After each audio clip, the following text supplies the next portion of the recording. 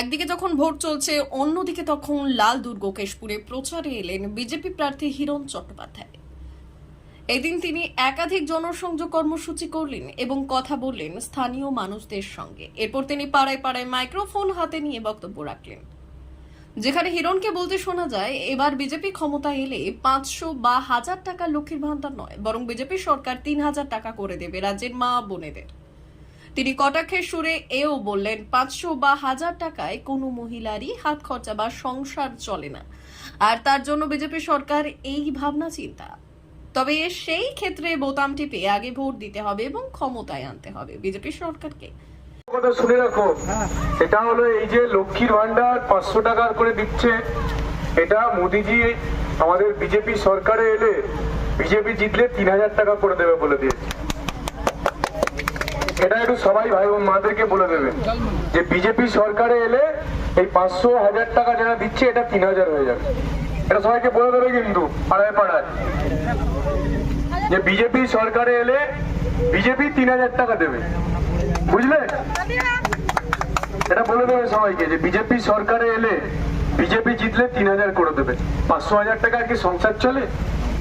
একদিন বাজারে গেলে তো খরচা হয়ে যায়, তাই না?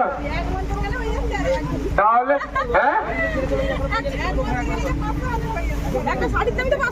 তাহলে সেই জন্য আমাদের মোদিজি বলেছেন, মানে আমাদের প্রধানমন্ত্রী বলেছে বিজেপি সরকারে এলে লক্ষ্মীর ভান্ডার 3000 করে দেবে। কিন্তু সরকারে আসতে গেলে ভোটটা দিতে হবে, বিজেপিকে জেতাতে হবে। বিজেপি না জিতলে ওই 500 টাকার ভাতা নিয়ে কি সংসার চলে কারো মা বোনদের? এটা সব মা বোনদেরকে একটুখানি বলে দিও, সেই জন্য তোমাদের সবাইকে বললাম, মনে থাকবে তো। এরপর কেশপুরের তৃণমূলের সন্ত্রাস নিয়ে বক্তব্য রাখতে গিয়ে তিনি বললেন, এতদিন আমি খড়গপুরের বিধায়ক হিসেবে ছিলাম, সেখানে মাফিয়ারা শেষ করে দিয়েছে, পুরোপুরি ঠান্ডা করে দিয়েছে ডেল শহর খড়গপুর গিয়ে। এরপর আমি থাকবো কেশপুরে, ভোটের দিন যেমন সারাদিন আমি কেশপুরে থাকবো, এরই সঙ্গে ভোটের পরও থাকবো আমি এই সন্ত্রাস কবলিত কেশপুরে।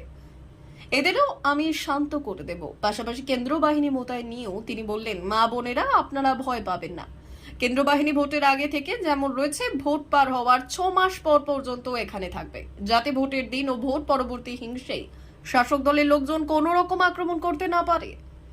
আপনাদের নিরাপত্তার জন্যই আমরা কেন্দ্র বাহিনী রাখবো আগামী 6 মাস ধরে, যেখানে কেশপুরের নিরাপত্তা দেবে এই কেন্দ্র বাহিনী। কি আছে, ভোটের আগে দেখবে সব কেন্দ্রীয় পুলিশ পাড়ায় পাড়ায় ঢুকে যাবে, এখানকার যত গুন্ডা ফুন্ডা আছে তৃণমূলের সব হওয়া হয়ে যাবে। নির্ভয়ে ভোটটা দেবেন।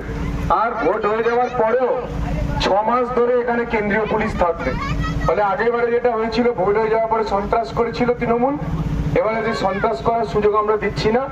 ভোট হয়ে যাওয়ার 6 মাস পরে অবধি কেন্দ্রীয় পুলিশ থাকবে। ভোট হওয়ার পরেও 6 মাস পাড়ায় পাড়ায় কেন্দ্রীয় পুলিশ থাকবে। ফলে গুন্ডা বদমাস যত আছে সবাই হাওয়া হয়ে যাবে পাড়া থেকে।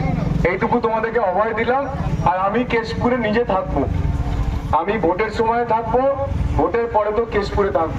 এবারে দেখে নেবো যে তৃণমূল কত বড় সন্ত্রাস করতে পারে, আমি দেখে নেবো, আমি আছি। এবার খড়গপুরকে ঠান্ডা করে দিয়েছি, খড়গপুরের আমি এমএলএ। খড়গপুরে 3 বছর ধরে কোনো ঝামেলা নেই, খড়গপুরের মাফিয়ারাজ বন্ধ করে দিয়েছি, খড়গপুরের কোনো মাফিয়া নেই এখন আর। মানে কেশপুরের যে সন্ত্রাস তৃণমূলের, আগে সিপিএম এর ছিল, এখন তৃণমূলের আছে। আমি এসে গেছি, দেখো পুরো ঠান্ডা করে দেবো। যদি না ঠান্ডা করি, যতদিন না ঠান্ডা করবো ততদিন আমি কেশপুর ছাড়বো না। D news, Keshpur.